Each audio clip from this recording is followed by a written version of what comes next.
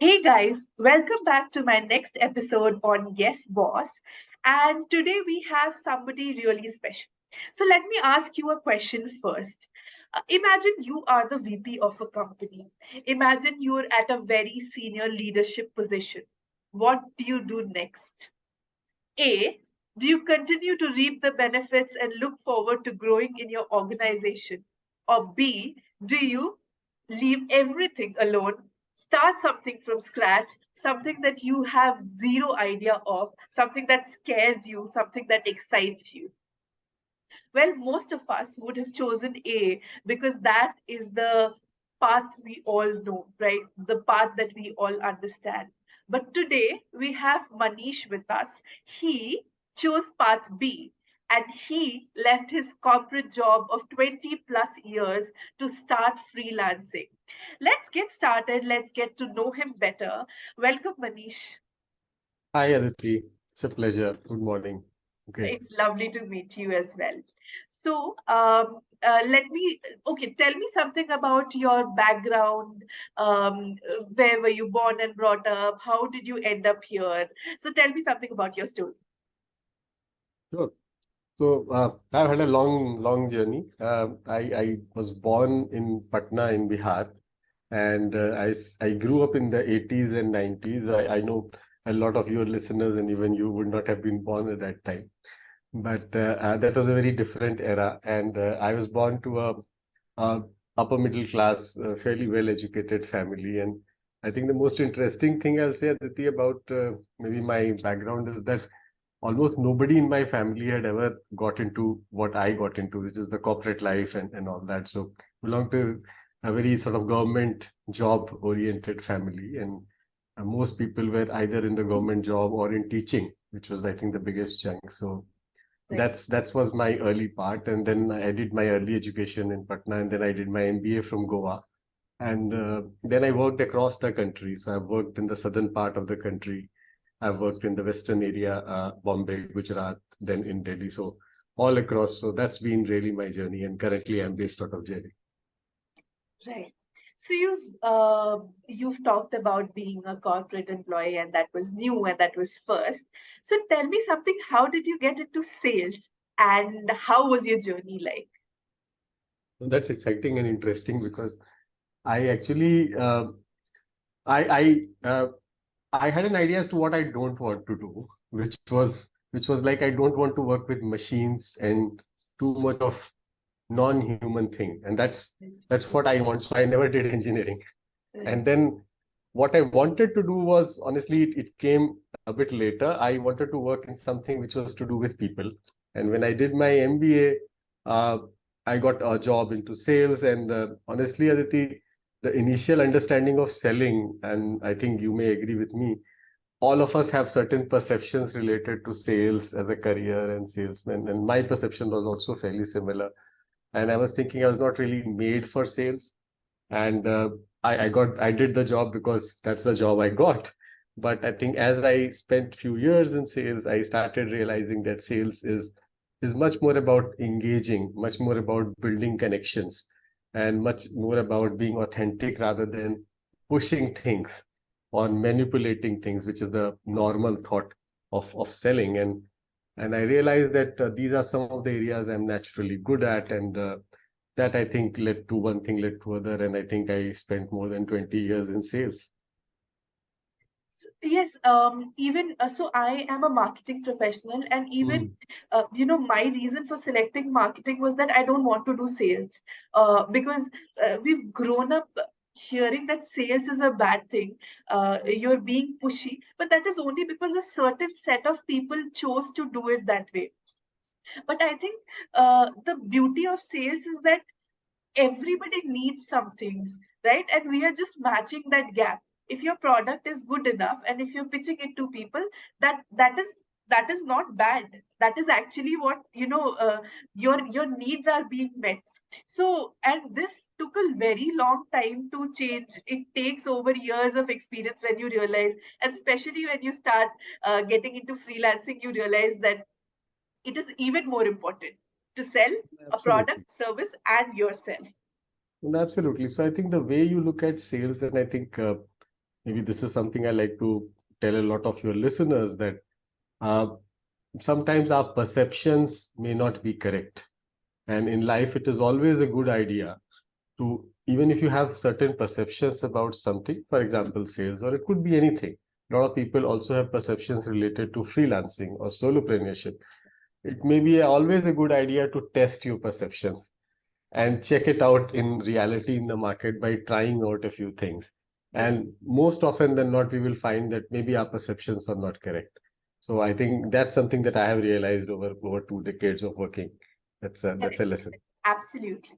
So now let's get started or into the meaty part of it. So I want to know what made you think of quitting this, obviously high paying, you were in such a respectable position to leave that, take that scary step of going on your own, starting to freelance. What were the thoughts behind doing this? Were you scared? How did you prepare? Was I scared? Definitely. I think I'd be really lying if I say that I had figured out everything. I was 110% confident. Absolutely not. I This thought came to me obviously a couple of years back, and but it was more a thought. I'm sure a lot of us have these thoughts, but it almost took me about 2 years, to be honest, Aditi, before I actually took the leap. So number A, yes, I was scared. Did it take time? Yes, it did took time. But I think what's more important, and I think what really worked for me and what my thought was that these 2 years I mulled over a lot of things. I also did a lot of things, and uh, ultimately, to answer your question, why I chose it, because what I realized is that I have had my run at the corporate. I started off as a very entry level executive, and now as a VP and a senior director. So I guess the way I looked at it is I had my run. I was fairly successful, and in the next phase of my life, looking at my age and what I wanted to do, I was very clear that I wanted a life wherein I have more work-life balance. I do things which I really want to do. I don't do things which I don't want to do. I also have a freedom and time and space of where what I work. And Aditi, you've also been a corporate employee. You'll realize that some of these things are not possible at a corporate environment. Uh, Absolutely. and and then that's when I realized that if these are my whys and this is what I want to do, maybe I need to choose a different path. Yes. And that's when freelancing or solopreneurship came in as a thought. I was definitely scared, as I said, so I did my own calculations, plannings, and stuff, and all that. You can never be 100% sure, and Very. ultimately, it was a leap of faith, which I did. Yes, yes. Leap of faith, perfect word. I think that is what you actually take. So I'm going to pick on one thought which you said that, it was brewing in your head for about 2 years before you made that decision. So, a lot of people nowadays that I talk with, clients and all of that, they say that I am not liking my corporate job and hence I'll leave. While that is a good enough reason to start that, there are a lot of things that are not working for you. It could be work life balance, time, work, etc. But I think it's very important to think it through as well. Well, there is definitely that, spontaneity in decision that you do, but managing finances, talking, getting ready for the worst case scenario of probably not earning enough or not earning at all for a few months, because that salary is a drug, right? So, your thoughts on this as well? No, I totally second it, Aditi. And I think very rightly you said, it's one thing to romanticize a lot of these things, but I think there is a practical side to it. So, and I think one point which you very nicely picked up is a lot of people want to do this because they are very dissatisfied in the job. So while that could be the catalyst, at least in my opinion, if you are if you're trying to do something or getting into something like a freelancing just because your job is not good, your boss is not good, you may really have a tough time because freelancing is no easy buddy. It takes its own time, it has its own set of challenges, and uh, uh, it's important to be very clear about what you are getting into. Right. And I always say doing something because you are pushed into that versus doing something because something is really pulling you from inside. There is Absolutely. a difference. And I think you very rightly put, I totally agree with it. So I think it has to be a thought through thing. Taking a calculated risk, I think, is the key word I would say here. Yes, absolutely. In everything, a calculated risk is much, it could be your investment, it could be your life, any decisions that actually helps. So let's move on to a little more interesting thing now. So, what are the type of projects, what are the depth of projects that you've been taking up post your corporate stint? So, I believe it's been about 6, 7 months that you have gone full time, right? So, what are the types of projects? What are the types of clients that you're meeting and speaking with? So it's been pretty interesting journey, Aditi. I think what has really, if you ask me today, what I'm most happy about is the type of work that I have got so far. And while it may not be like too much in terms of quantity, but I think the quality has been really good. So some of the interesting things I have been doing is I work broadly in two areas. One is the sales mentoring, sales coaching, which is primarily the domain that I come from. And second is career coaching for mid-career professionals. So I think in both these areas, I have got some interesting assignments. So I've worked with people at, let's say, an AVP, VP level, helping them sort of think through their next move in life. And I think those have been very satisfying. I've worked with, incidentally, this may be of interest to you. A lot of my clientele is women. That's not really by sort of design, but that is what has happened. So I've worked with a lot of senior women leaders, and they have had their own challenges in terms of work-life balance and how to really look at a CXO level role. And I think that's been very immensely satisfying work. And then on the sales coaching side, I have worked with people at diverse, like I work with creators, I work with business owners, I have worked with people in the social media space, and also regular sales professionals to sort of help them build their right sales mindset and skills. And I Right. think the biggest thing is the impact when I hear people come back and say that it has really helped them in their job, in their work, and they're seeing improvement. I think that's the best satisfaction that you get. Right. So yes, I have been seeing your stories that you've been posting, your testimonials and all of that. It's really nice and lovely. But I'm slightly inclined to Hmm. talk more about the women mentoring that you're doing, and I think that's really great because in my experience, in what I've seen with my friends and colleagues, there is definitely a glass ceiling for women. It could, it probably is starting to break right now. It probably is, uh, lesser differentiated against, but uh, women in general or traditionally have been known to be a little soft spoken or not too salesy in the particular term of the word, but I think women are taking that up right now, putting up that mantle, going ahead, being in sales. So, how have you seen a difference or change in, earlier when you worked with colleagues, or did you have colleagues earlier, maybe 15, 20 years back to now? There must be a pronounced difference right now. No, that's a very interesting observation, Aditi. Yes, I would say since I've had a fairly long span of career, I definitely, one thing in sales, unfortunately, even today, there are less women, fairly less women in sales, and that was the case a long time back. But I think with the advent of technology, more information, better education. Definitely, there are more confident women, and I'll say you are one example. The way you are shaping your career and that you are building it. So I definitely see more women coming in the workforce and also rising up. Having said that, yes, there are. You spoke about glass ceilings, and the way I look at it, and maybe this is my way, is there are two glass ceilings. One is in the mind of the woman, and Yes. and and one is actually the glass ceiling which is outside. So I believe sometimes in my work with various women professionals, I've seen that it is also our own perception Mm. of a lot of things, and some women who have been able to break that, and both me and you know a lot of such women, right? We both work with them and all.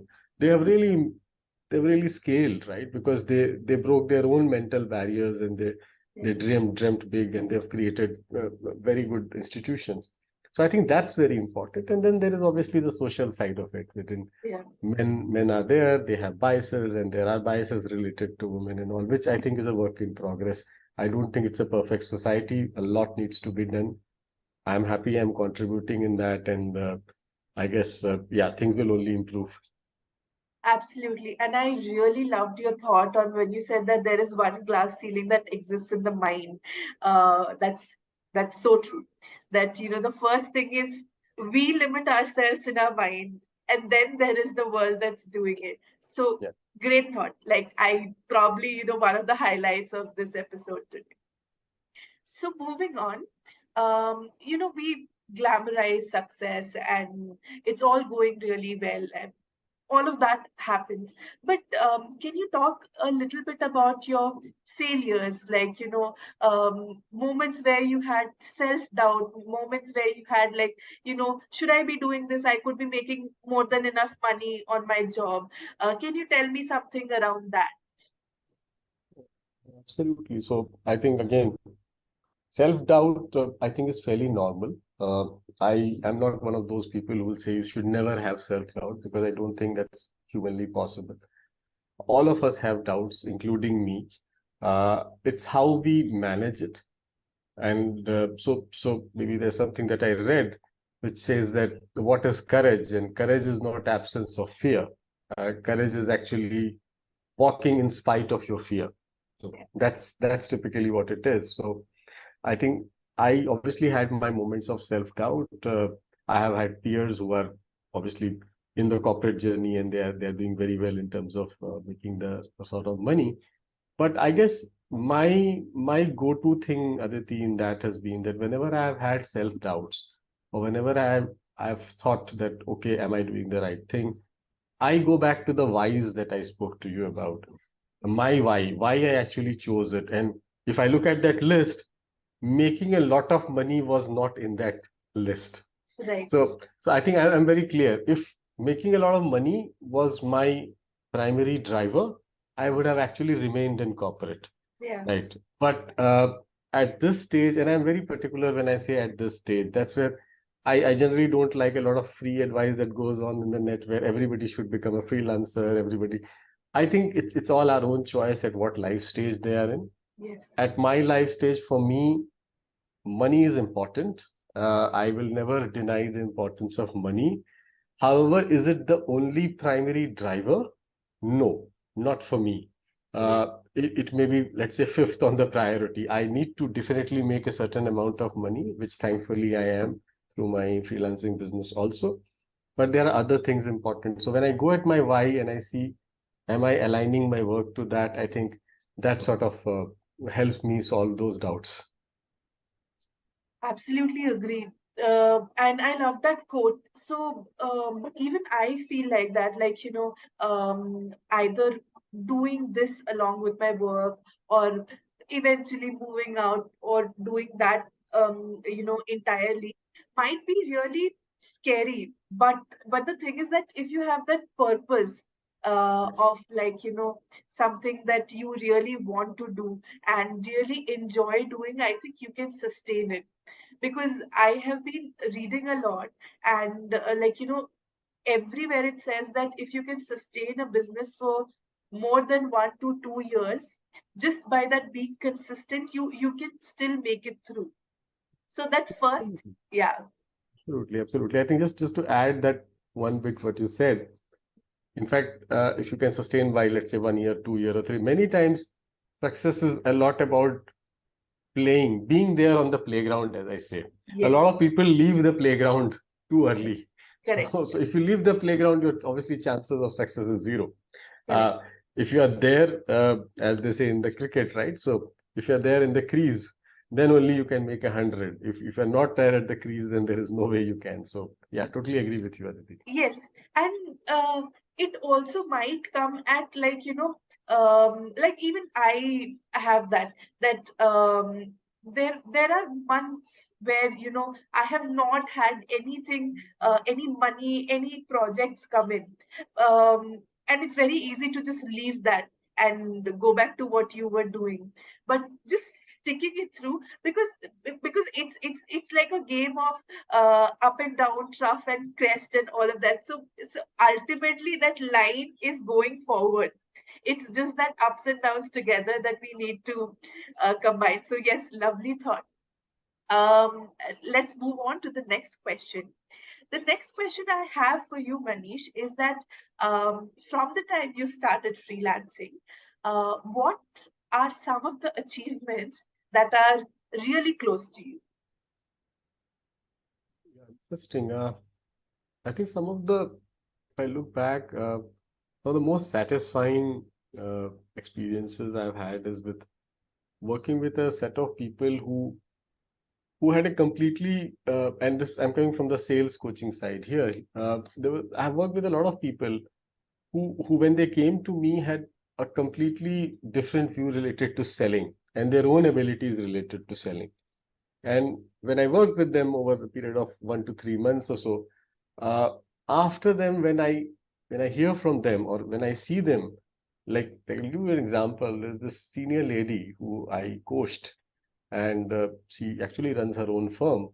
And when she came to me sometime in January, her perception of selling was completely different. And today, I see her going so confident out selling, and she has Right. been able to sell things related to her company so well. I see her on social media, I see her on conferences, and I think that's really really very satisfying because you can see your work being translated into impact on the ground. So I think that's Absolutely. one, and there's one more which I'll highlight is I've had the occasion of working with a team of very senior women leaders of a large tech company, one of the largest in the world. Right. And these women are, let's say, around 15, 20, 25 years experience, very qualified, very technically, very good. And when you spoke to them, when you worked with them, you realize that they had so many self-doubts and so many perceptions. And then after you've done some intervention with them, when you see them again rethinking, and it is very important because when you become very senior, when you have around 15, 20 years of experience, it is very tough to change your mind at that age, right? Yes. And to be able to do that in some with some people, I think that's very satisfying, and that's I think maybe two things that come to my mind. Absolutely. So let me so we are moving towards the end of the episode, and let me break down my last question for you in two parts. So one of it is that, how and what have you, or what was the learning? How did you learn more about freelancing? How did you dive deep into it? What were the skills that you practiced, learned, and you continue to do it? And the second part of the question is that what would be three tips for people who listen in right now for this episode, or who will come in later on? So anybody who is starting their freelancing journey, what would be your tips for them? So I think to the first part of your question, for me, I think this entire digital space was very new. I really didn't had any idea. And obviously, given my age, the time when I started working and all, there was nothing digital, right? So this is a very new thing for me. So I think way back about a couple of years back, for me, I think the biggest learning was to at least understand this digital medium of, let's say, blogging or even things like social media and content and this entire game. Like you guys are obviously very good in all that, but for me, it was to really pick that thing up. And at that point of time, I came across Saloni Srivastava, Right, right? right. And I think you also know her and you've Yes. been associated with her. Yeah. And I actually saw her some of her videos, and she runs this academy called Hustle Post. And so I loved her approach and all, and I actually took that program, which I think was very important for me to, at least for somebody like me, to sort of get an hang of an understanding Yeah. of what this digital medium is. So I think that was one very key skill that I sort of learned, understood the technology, understood how this works and operates. That also gave me a lot of confidence that maybe, yeah, this is something that I may like to do. Yeah. And on the second part, in terms of what would be my, let's say, three things, I would say 3C. So I'm the corporate guy, so I'll try to break down into some 3A, 3B, 3C. So I'll say 3Cs. Uh, the first I will say is curiosity. It's always good to be curious. Uh, Curious about what's happening. So for me, it worked, and I realized that the world is changing. There is a digital shift happening. Yes. And since I was curious, I sort of figured out, okay, there is somebody who can help me. So I found out and then I learned. So that's where curiosity comes in. When you're curious, you know, you can see the signs early and you can pick up things. Right. So that's, I think, very important. If you want to grow as a freelancer, you need to be curious. You need to be ready to learn. That's extremely important. Right. That's one. The second is also in terms of what I will say collaboration. So I think one mistake a lot of people who get into freelancing make, I think, is they think everything they have to do is on your own. Well, the fact really is that there is always a network, right? So if you reach out to people, you don't have to do everything together, right? Yes. Yes. You can, even for getting business, you can collaborate with other people, right? You can become empaneled with some people. So I think the power of collaboration is underrated. I would Right. say, like we both are part of this community, right? And Yes. in that community itself, you see how we collaborate with each other. Even this Absolutely. podcast that me and you are It's doing a product of getting is a people from product that of community. collaboration, right? So I'm not producing this podcast, but I'm coming to you, right? And tomorrow maybe you will come to something that I am doing, and Right. I think that's very important. So I think the second C is collaboration, believing that there is a community, there is a collaboration. And I think third, and I think I cannot overemphasize, is taking calculated risk. So calculated risk is the third C.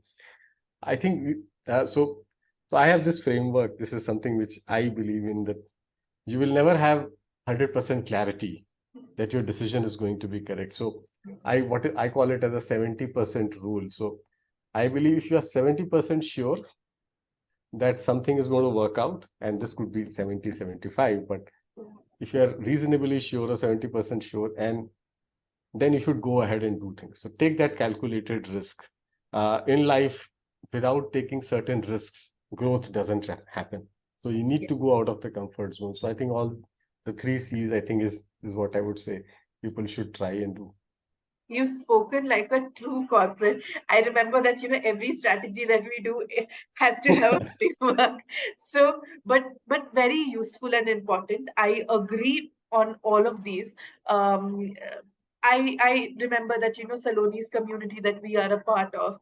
I have been doing this podcast, like, as just informational, first few episodes.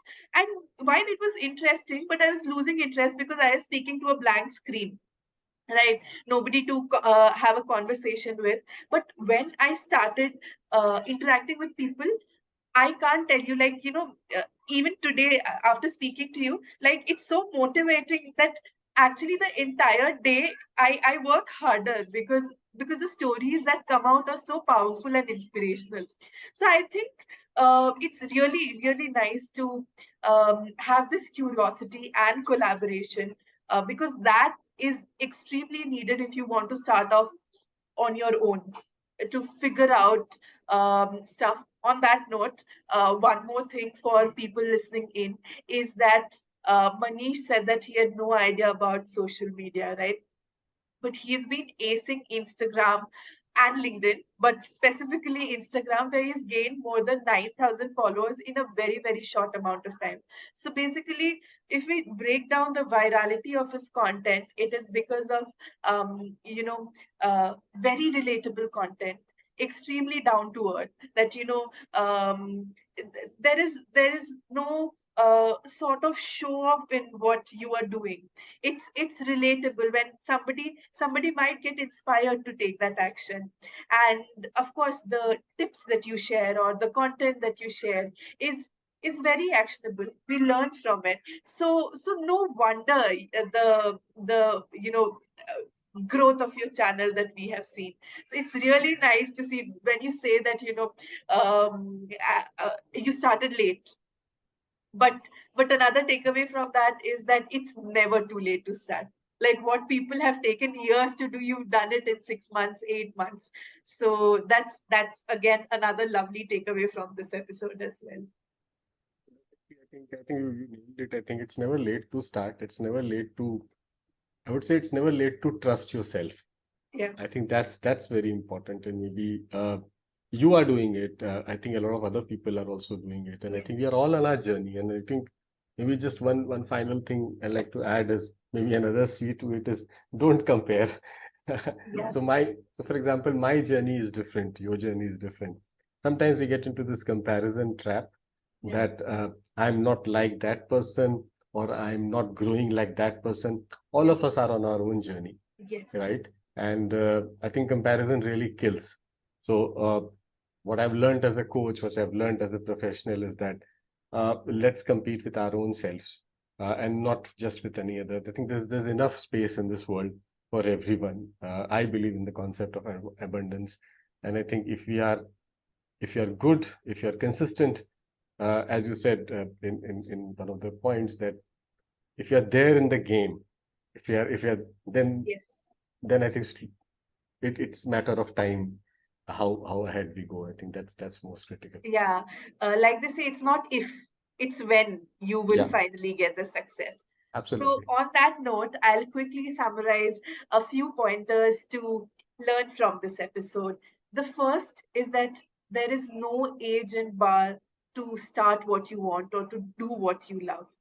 The second thing is, if you're curious and if you're willing to learn, even if it means you're learning from somebody who's younger to you or somebody who's older than you, right? It doesn't matter. If somebody knows more than you learn with an open heart and an open mind. If you're humble, down to earth, if you're connected with the masses, if you're connecting with people, and if you learn the art of selling, nothing is impossible. You can achieve all that you want. And success is not very far away. You have to just be consistent. Thank you so much, Manish, for joining this session today. It lovely conversations. It was so great to have you, so great to learn from you.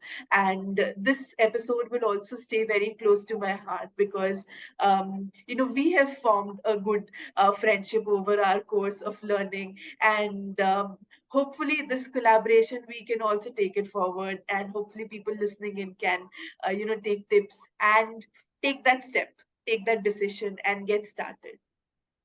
Lovely chatting, Aditi. I appreciate your opportunity. I think always good to firstly talk to you. And I think yeah, if this episode, if anything in this episode sort of helps even one person, I'll be very happy. I think great connecting with you. Thank you so much. Yeah. Thank you so much. Thank you for listening in. Signing off.